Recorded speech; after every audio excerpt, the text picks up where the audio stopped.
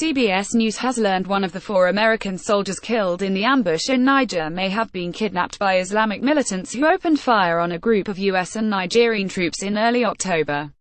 The Pentagon has not said how Sergeant David Johnson became separated from the other soldiers.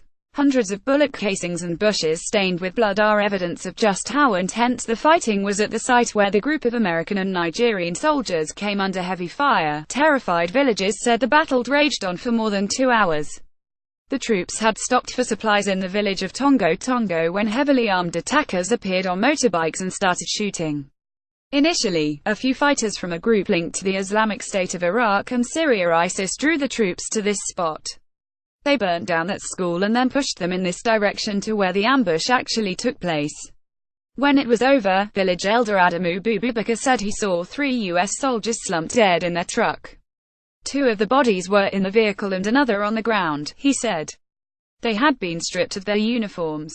But Johnson's body was found 2 days later, about a half a mile away. Nigerian military sources tell CBS News they believe ISIS fighters decided to try and kidnap Johnson. The fighters later shot him and dumped his body in the bushes, his hands roped together.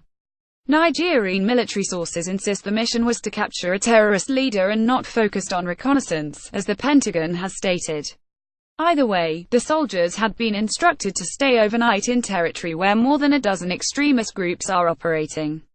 Asked if they were taking too big of a risk, one Nigerian soldier would only answer if we did not show his face. Do you think you were taking too big a risk? Patter asks. The Americans, yes, they took a risk, the soldier says.